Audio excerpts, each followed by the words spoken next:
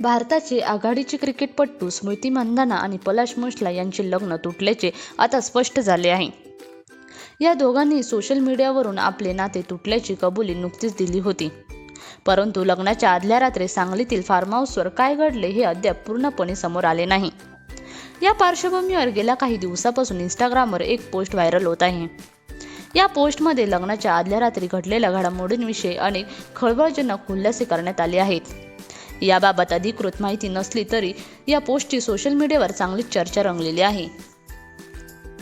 या इंस्टाग्राम पोस्टमध्ये म्हटले आहे की लग्नाच्या आदल्या रात्री बिंग फुटल्यानंतर पलाशने PR कंपन्यांना लाखो रुपये देऊन कामाला लावले. प्रकृती ठीक नसल्याचा बहाणा करून तो रुग्णालयात दाखल झाला. तसेच सोशल मीडियावरील काही मिमी पेजेसला पैसे देऊन पलाशकडून स्वतःची प्रतिमा स्वच्छ करण्याचे प्रयत्न सुरू असल्याचे या इंस्टाग्राम पोस्टमध्ये म्हटले आहे. स्मृती मंधाना आणि पलाश मुश्ला यांच्या लग्नात डान्स शिकवण्यासाठी 2 कोरिओग्राफर आले होते. यापैकी गुलनाज ही स्मृती मंधानाची कोरिओग्राफर होती,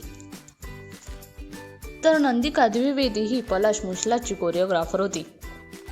नंदिका द्विवेदी सांगलीत आल्यापासून पलाश आणि तिचे अफेअर सुरू होते.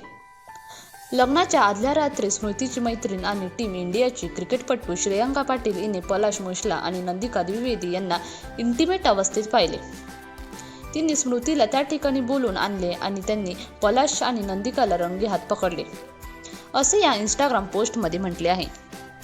नाशिक जिल्हा क्रिकेट असोसिएशनचा आंतरराष्ट्रीय युवा खेळाडू अक्रम डावखुरा सलामीवीर साहिल पारख याची भारतीय क्रिकेट नियामक मंडळ BCCI तर्फे आयोजित येत्या इंडियन प्रीमियर लीग IPL साठीच्या लिलाव यादीत निवड झाली आहे.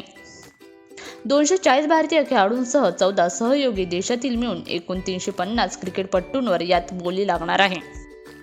नाशिकचा अष्टपैलू रामकृष्ण घोषची मागील हंगामाप्रमाणेच यंदा देखील आगामी IPL 2026च्या हंगामासाठी महेंद्रसिंग धोनीच्या बलाढ्य चेन्नई सुपर किंग्स CSK तर्फे या आधीच निवड झाली आहे.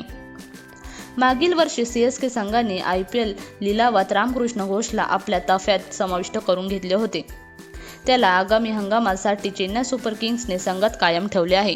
NK न्यूजसाठी अस्मिता खैरनार, नाशिक.